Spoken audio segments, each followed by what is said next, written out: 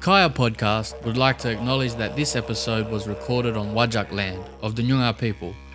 We recognise our First Nations people as the traditional custodians of the land, and we pay our respects to the elders past, present and future.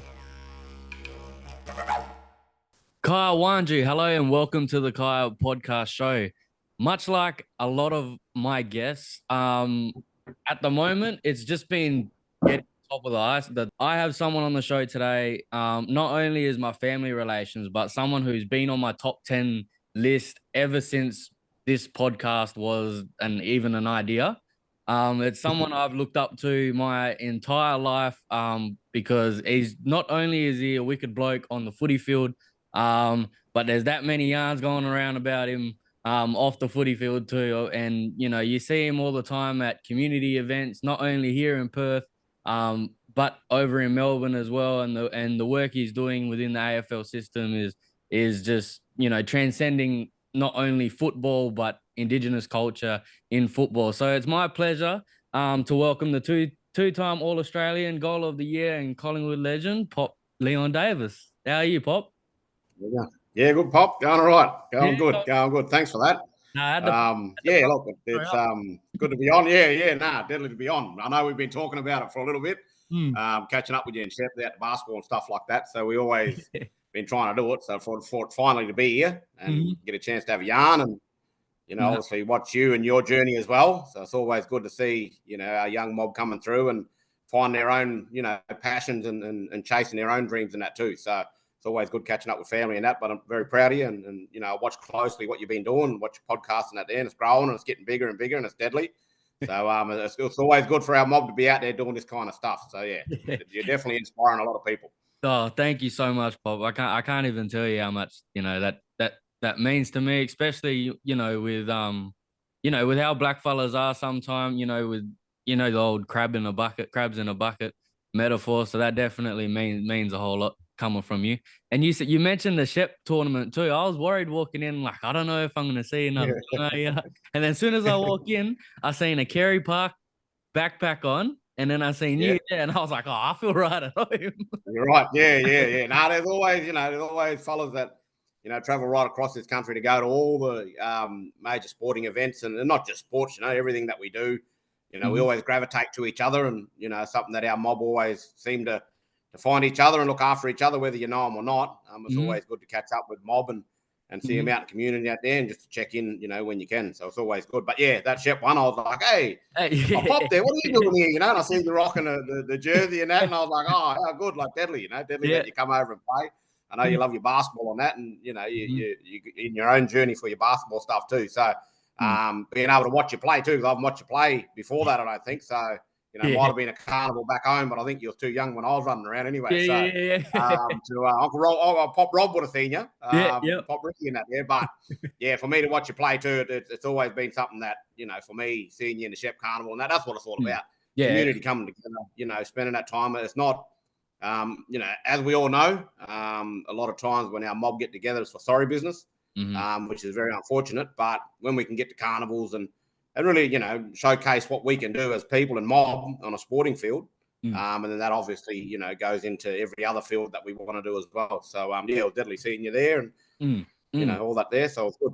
Yeah, it was different seeing, you know, how mob run their carnivals over here to how, you know, over there to how we run it over here. And then it's the same sort of environment. Like you create the best memories off the court or, you know, off the field if it's footy carnivals or whatever, you know.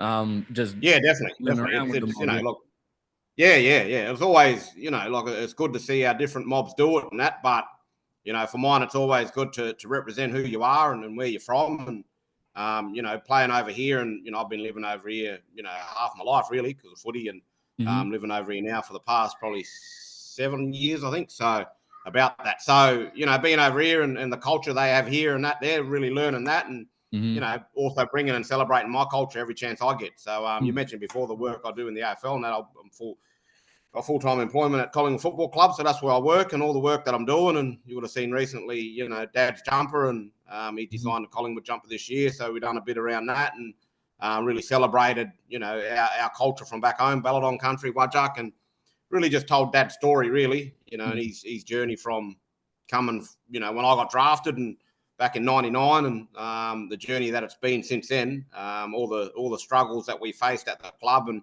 going there and that, and then obviously for it to come full circle and Dad do the jumper this year and him get looked after the way he did, and the club, really put it on for him and made sure that he was looked after, and that was really pleasing. So it was full circle kind of stuff. But anytime we can share our culture and have those yarns and then really educate people, it's a powerful thing. Yeah, it's very, very, very powerful. So Pop, Dad was saying Pop Trevor was one of the very first people who he played Didge for when he first started learning how to play Didge, and just seeing those sort of connections and seeing the video that yourself and Collingwood put up, back on Balladon Country, with the jersey, telling not only your story but Pop's story as well, and how that's all being implemented is wonderful, because that sort of stuff is going to stay on for generations and generations. That's our mob, our history, and our culture, imprinted into Collingwood, and that's what you're doing for Northern Mob, anyways. Yeah. Well, it's good you mentioned that. Like with Phil, like your dad, his journey started same as Daniel Garland. He does a lot of work too. That's obviously family as well, but just all that stuff where for Dad it was Papa Ian, on the Wilk side, that taught Dad a lot about culture and got him into artifacts, got him into really celebrating through art and storytelling of his culture. So that's been passed down generation to generation, really. But, you mentioned that, and Dad's always one to always look after mob and what Dad's like. But you can trace it all back to Northern, and it was big for the club to obviously, fly over the digital team to Perth and got up to Northern and stayed there for a couple of days. So it was good for me to get back home. But for them to come over and really, delve into what makes Dad tick and where he's from and what it's all about for him and why he does what he does, is always a special journey. So for mine, it's educating. It's not just celebrating us, which is very important, but it's also education in that sense where the digital world now, Facebook, Instagram, all this stuff, the platforms that we can go to and we can tell our stories. It was very important for Dad to do that. He's educated so many people through that. It's well known and well publicised what the history of the Collingwood Football Club is. So for that to be starting to turn around and us really trying to do some positive stuff, and that's what drives me. When I got drafted to play there, went through some struggles and that there, but to go back, and I've always wanted to go back and work, and now that I've been there for the last couple of years to do this kind of work, it's really about education and really getting out, not just to our supporters and our members, but the community as a whole. You know what I mean? Like First Nations, non-First Nations mob to really get passionate about connecting. And through Style and Generational, that a lot of our mob aren't connected. So it's really not just for non-First Nations mob. It's about everyone just connecting back to who they are, and education is key with us sharing our culture and what we celebrate daily. But slowly trying to change the perception of the wider community, and it starts with Collingwood. They have an influence on so many people. So anything we can do there, it's going to trickle out into community, into the first non-First Nations community. So for mine, it's important work. So, but like you mentioned, Northern, like we can trace so much stuff back to Northern. With Bobby, with me, with that connection to the club, and Mum and Dad still out of Grass Valley there. So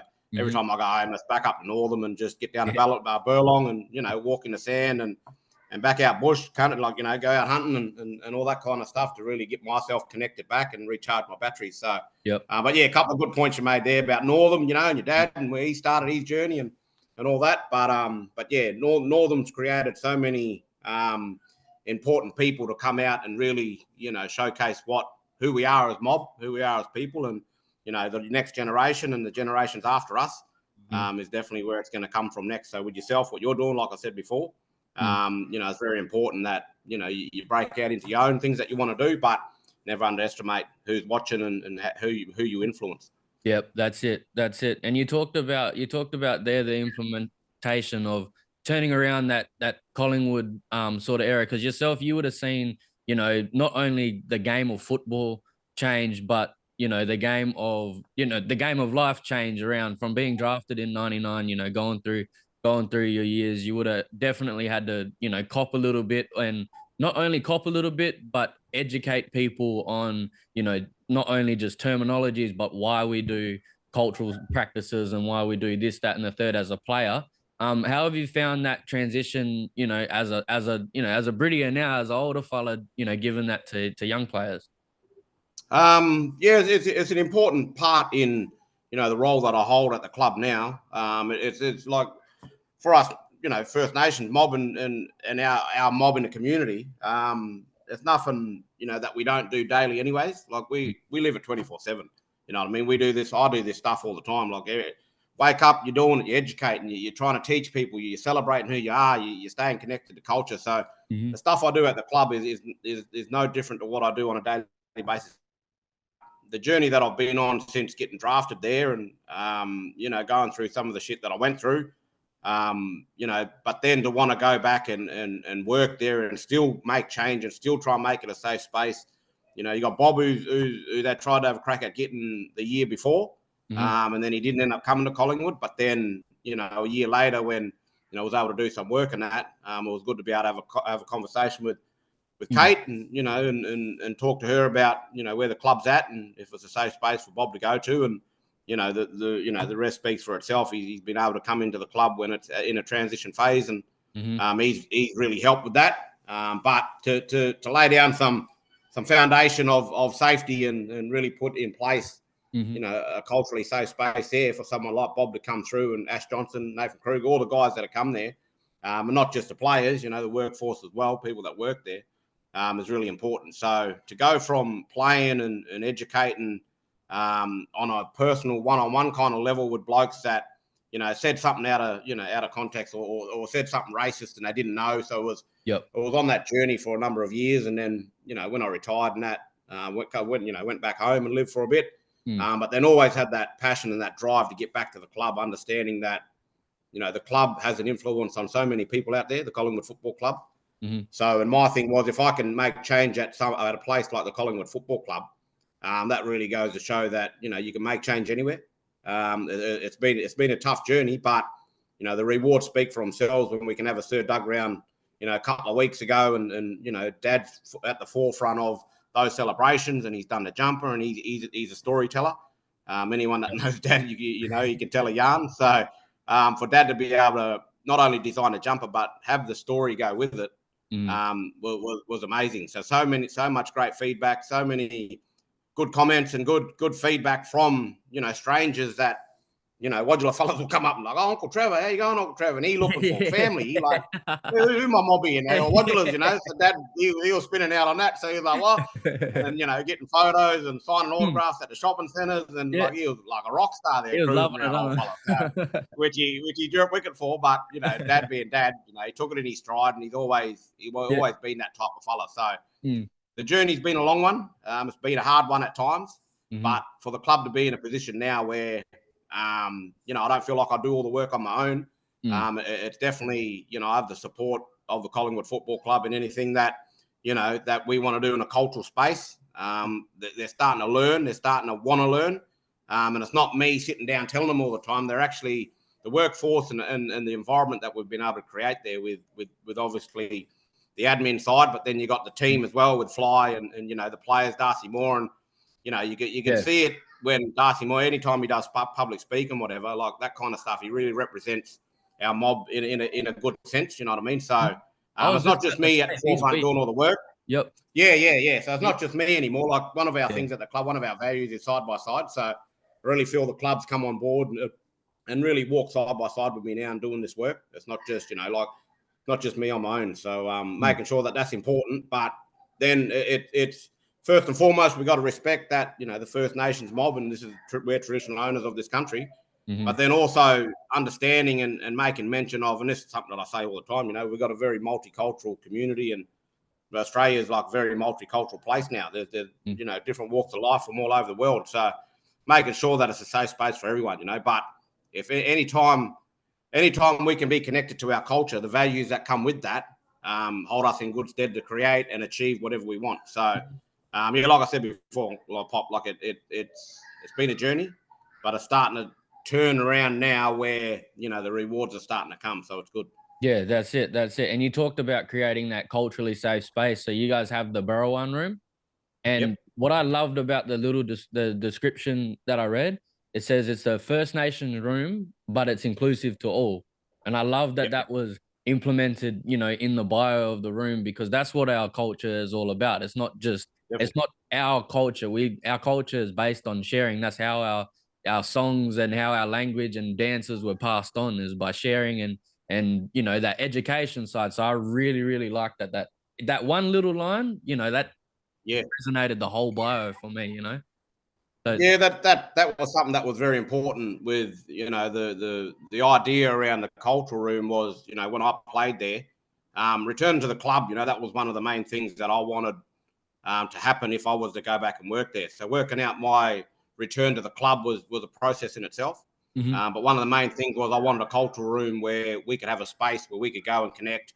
We can put sacred stuff in there if we wanted to. Like we put some dirt in there. Like I got some dirt here as well at home here, but from home. So it's just being connected and that physical touch. Very spiritual people as well. So just however you need to connect, you need to connect. So when we had the cultural room, the Barrowan room, like it's been amazing to get it up and going, and we launched it and that. But it's definitely a cultural room for us. But everyone's welcome in there, and it's something that I try and drive with the football club as well and the team. And that is, when we do smoking ceremonies, when we do welcomes and acknowledgements and stuff like that. Well, especially the smoking ceremony, like it's very powerful and it's very, very unique to us as First Nations people. But what I tell all the Wodula fellas in that there is you can make it unique to you as well. Like it's about connection. It's about, you don't have to connect the country like we do. You don't have to have a spiritual connection to our land and our people like we do. I said, but everyone's got a connection to something. Everyone's got something that helps them heal, helps them settle, helps them take a deep breath, helps them re-energize in that. So for mine, when we do our smoking ceremonies and that, it's like stand in the smoke, but think about a happy moment. Think about family that's helped you achieve what you've been able to achieve. So it's not, you don't have to be blackfellas to do a smoking ceremony. You can actually make it unique to yourself as well. Yep. Acknowledging, First Nations mob and what it means to us. And that's something that one of our cultural protocols and rituals that we do, a very important one. But, you can make it unique to yourself as well. Don't just walk in the smoke and go, oh yeah, and have a cough and walk out. Like actually understand why we do it. Like I stand in and I think of all my mob. I think of back home, standing on country, and I close my eyes and I'm back in the bush with all the boys, and I'm back with mum and dad, and down at Burlong, I'm back in Northern, all this stuff. And I'm in Melbourne in the city, and I can hear all the cars and that. But when I stand in the smoke, it's like all that goes away. It's dead quiet, and I just take that couple of seconds just to and that's what I do it for. So explaining that to the guys and the staff and whoever's around the fire when we do it. It makes it unique to everyone there, and everyone gets something out of it. So it's not just they don't just come through and go, oh, we got to do another smoking ceremony. Like, no. It can be, really important to each other and that there. So, but yeah, all the cultural stuff we do is no different to what I've done all my life and what I've been able to learn off Dad. So, sharing that is very important. Yeah, that's it. It's all about cleansing, all about healing. You might want to let go of some stuff. Like same thing, how we use the eucalyptus leaves over here. All around the world they light sage. To clean, to clear the room, to cleanse yourself, and just to center yourself. So it's a beautiful thing that you're doing. And so when you was learning about culture, did you always learn that growing up? All your life? Was that just second nature, being taught your culture and then being able to implement that now as an older fella? Yeah, look, it's something that Dad's always been important, and he's been strong on. Like I said before, it's come down from generation to generation. So being fortunate enough to have Dad and him be as culturally, and he's an elder, he's very powerful in his culture, and he's taught us stuff that that I'm very fortunate that I've been able to learn.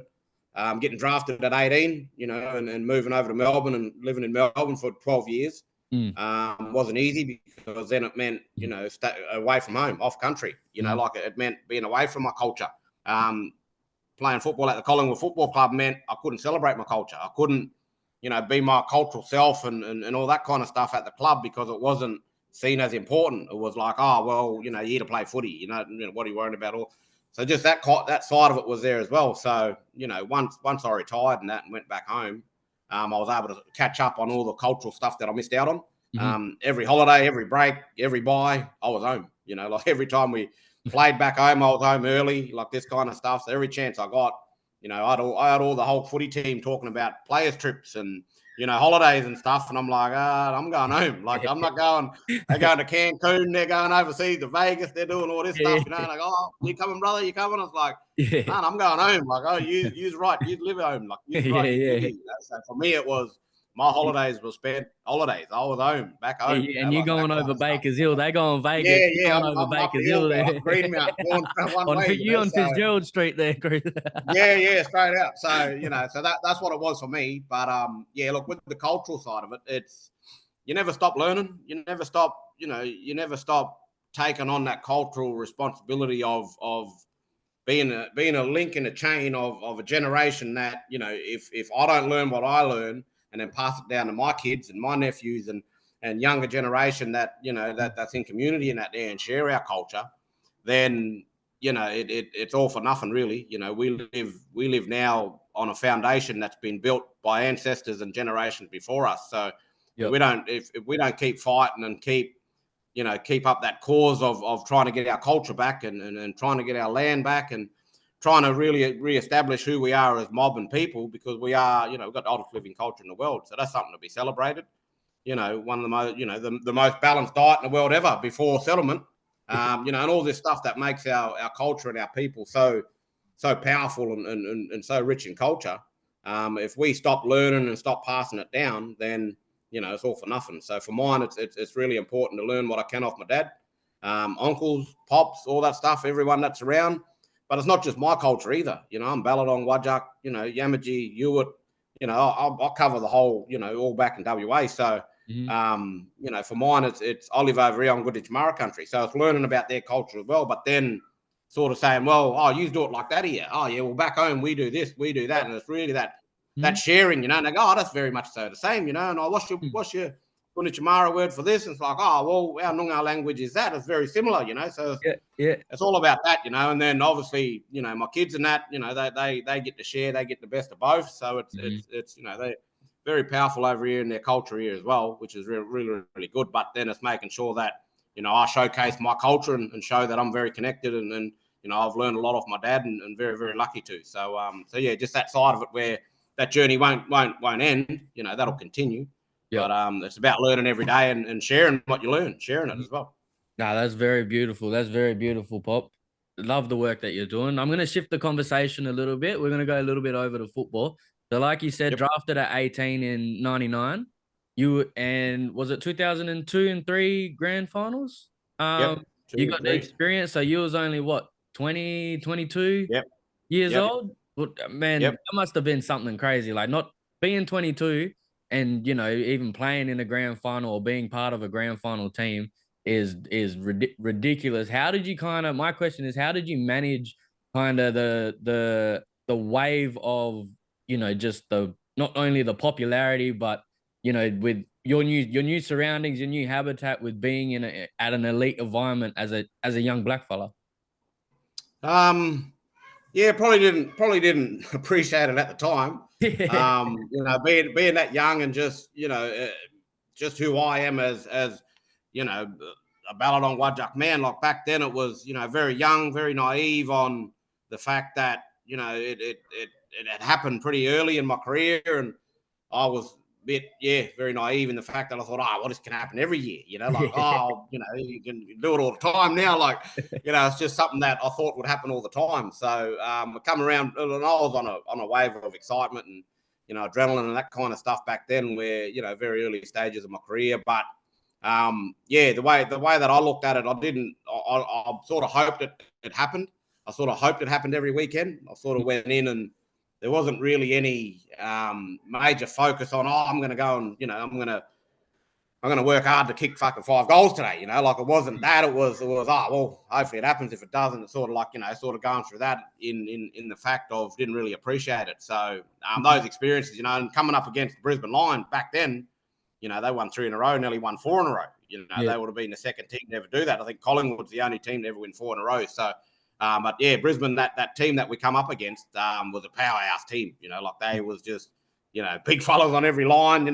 Just one of the most dominant teams that's ever played AFL. So to come up against that, and I was only a little fella, running around. So after that, copped a bit of shit about not playing my best footy in that, but to come back from that, and then Mick obviously, you know, stuck by me and kept me around in that, and then had to really work hard on making the career that I end up having, and just had to work hard and yeah, put my head down and do a couple of solid pre-seasons and get back into it. So looking back now, it was good for the experience in that. Would have been great to win one of them, but you know, in hindsight now, to have the career that I did, looking back now, it's something that took a lot of hard work, a lot of dedication, and yeah, I'm happy with the fact that I actually stayed and stayed at Collingwood for my whole career. And looking back now, was got some good, you know, memories of playing footy and some good accolades as well. So, but yeah, it all came from hard work and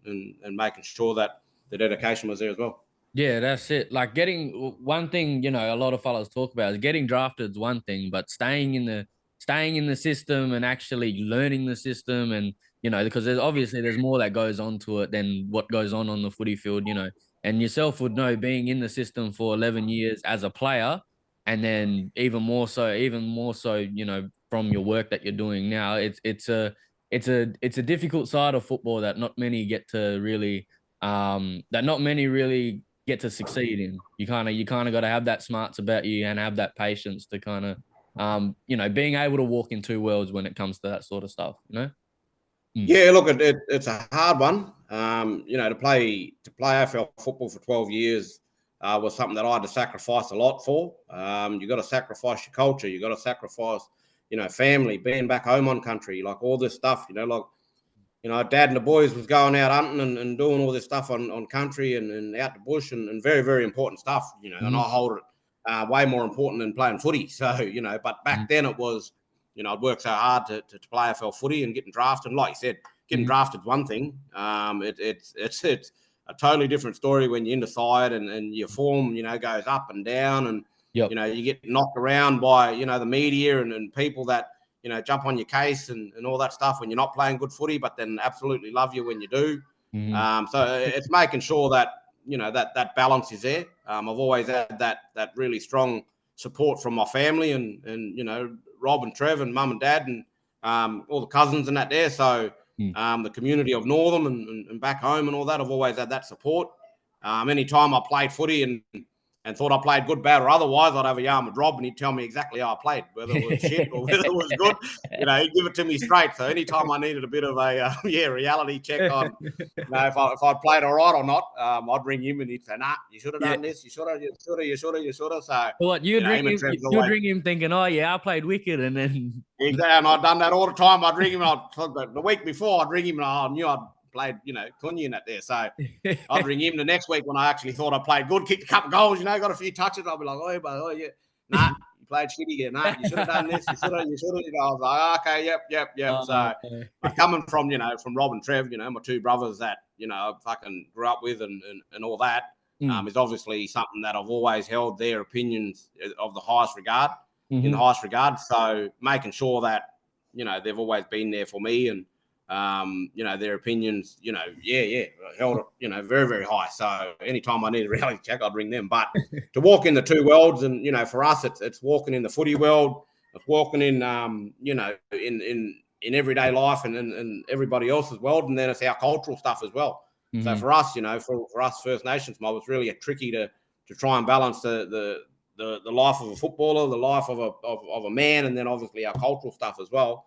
But I think it's starting to turn now where, especially at Collingwood, like, you know, and I can't speak for all the other clubs, but at Collingwood, you know, our cultural stuff is held in very, very high regard. You know, if anything comes up that's cultural and you know, any of the guys say, oh, you know, for cultural reasons, we need to do this, that, or the other, you know, they actually sit up and they take notice and then they really ask questions about, okay, what needs to happen? Let's make this work. If, you know, sorry business and you need to go home, go home. You know, back when I was playing at Collingwood, like the first time I had an uncle, my mum's brother, Uncle Darryl, passed away. I told, you know, rang the fellas at the club and I said, oh, look, I need to go home. My uncle passed away and, you know, I need to go home right now. Book me a flight. And then they said, oh, well, we play a game in a week. You know, when's the funeral? And then I said, oh, the funeral will be in 2 weeks. You know, our mob, Nat always give 2 weeks for everyone to get there, you know, pay week, you know, all this stuff, so all the mob can get there. Yep. So when I said that, they said, "Oh, well, stay here. You don't need to go home. Stay here, and then you can go back for the funeral." And okay, no worries. I'm going to phone up. Well, I jumped in the car and drove back to Perth. So that was my way of going, well, if you aren't listening to me, you don't know my culture now, what's important to me. Yep. I jumped in the car, took off home. They was ringing up for me a few days later. Where are you? You haven't been at training? I'm like, I'm in Perth. And like for them, it was like, well, how'd you get there? Because we didn't book your flight. Well, I drove. Yeah. And I won't be coming back. So then that was their reality check of, so that was actually important to you. Yeah. So I reckon that happened a few times throughout my career where, it was having those conversations around when I ring you and say, sorry, business and my culture and all this here stuff, you need to take it seriously. So that's been something that I've been on that journey with the club, since I got drafted and that. But to be there now and them actually sit up and really appreciate and really want to be educated and learn more on our cultural ways, not just for me, but for future players that we might want to get, future work staff that we might want to get, and really, making sure that we understand that, or they understand that, is important. But it's very difficult to walk in both worlds. Yeah. And to get that balance right, I think that's where it breaks down a lot. A lot of our mob, a lot of the footy clubs, you used to have to fit into that environment. I think now with the Collingwood Football Club, what I see now is the Collingwood Football Club is willing to change the environment to suit the players that are coming in. You know what I mean? It's a big difference, and it's hard to understand at times, but a lot of our mob don't get drafted because the environment's not right for them. Like they don't go and pick, young fellas to get drafted from the bush and, it's not the best comp.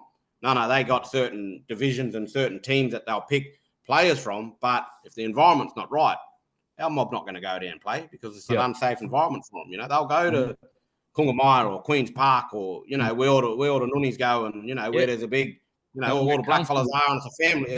They're comfortable. They go there and play and they run amok, but then when they go, that's Divi 3, that's Divi this, that's way down the bottom. That's not a good comp. But for mine, it's really understanding why our deadly players don't go and, it's why you see them all at the Noongar Carnival.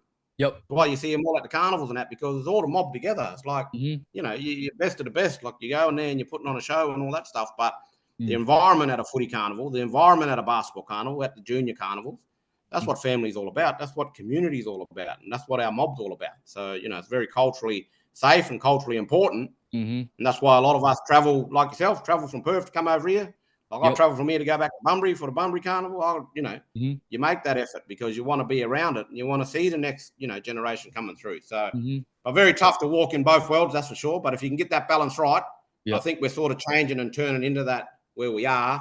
Once we can get that right, it'll help our mob, a lot more of our mob get drafted. That's it, Pop. Well, I'm big on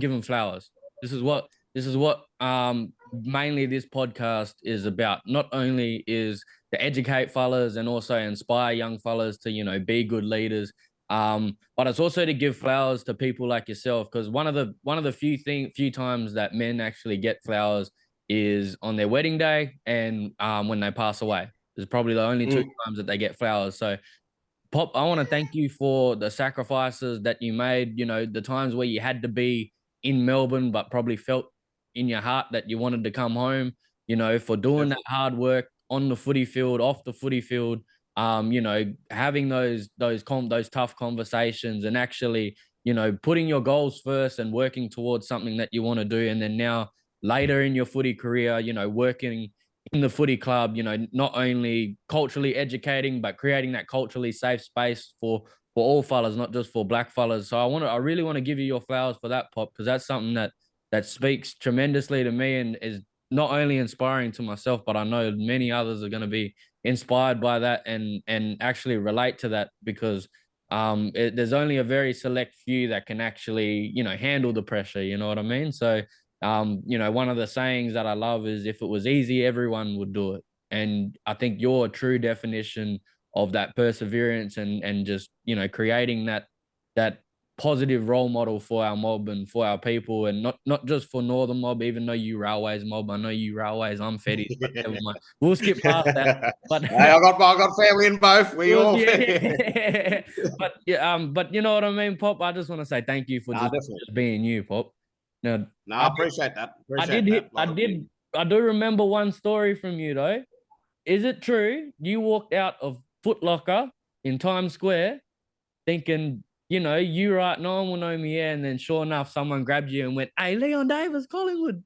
Is that true or not? Yeah, he had a Collingwood jumper on too. So it was, I was in Times Square, walked out of Foot Locker and had bags packed in that there, and I was walking, I heard my name, and I was like, surely not. Someone say my name? Yeah. Sure enough, got grabbed on the shoulder. I turned around, Collingwood supporter with a Collingwood football jumper on. Leon, what do you want? Seeing you here, all that stuff. So it was crazy. But that appreciate the flowers and that pop. It's something that, I'm privileged enough to live in a day and age and grow up when, it wasn't as hard as what it was for my dad. I hear his stories, and, it's something that, compared to him, I had it pretty easy. I had it very tough, but easier compared to him. But making sure that we do that, I'm forever thanking my dad and all my elders and that for, what they do. But to hear that, it's something that I'm very humble, and I sort of don't, every time someone gives me a compliment, I'll try and change it onto someone else or, pass it on somewhere else. So, but that thank you and that is definitely appreciated. It's something, you're right. Like, for men to get flowers and that, it doesn't happen enough. But yeah, shout out to all our mob that's doing stuff. Everyone that's, on their journey. And definitely the ancestors and generations before us to lay that foundation for us to live today and work and do what we do. You know what I mean? So we just have to continue that. But yeah, definitely appreciate the flowers. No, anytime. Right. Anytime.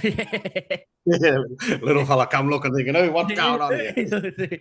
No, Pop, well, come say hello? Come say hello. No. You come say hello? No, you're right. Nah, you're right. You'll get in media trained soon. You'll get media trained. Yeah. You'll be all over it, little fella. So, but I appreciate that, Pop. It's we got to do more of that. You mentioned it at the start. That crabs in a bucket stuff, and unfortunately for our mob, that happens way too often. If we were a united people, there's no stopping us. There's nothing we won't be able to do or achieve. But unfortunately, it's very divided. On purpose from settlement. That was something that they really tried to do, divide and conquer. And really turned us on our own people. So really, we're doing the work of people that came here in settlement, and we're still doing their work because a lot of our mob bring each other down and that kind of stuff. And that's probably the one criticism I have on our mob, and as powerful as we are, and how strong our culture is and our connection to culture and all that stuff. Unfortunately, that crabs in a bucket stuff, that's something that still goes on, which I'm forever trying to lift up all our mob like you do. And it's something that we need more of. So definitely appreciate your flowers, Pop. Pop. Thank you, Pop. Thank you, Pop. Thank you for joining me on the episode. And soon as we finish this here, I'll give you a ring, Pop. But thank you so much for your time. Keep up the good work and love you lots, man. You too, Pop. Keep doing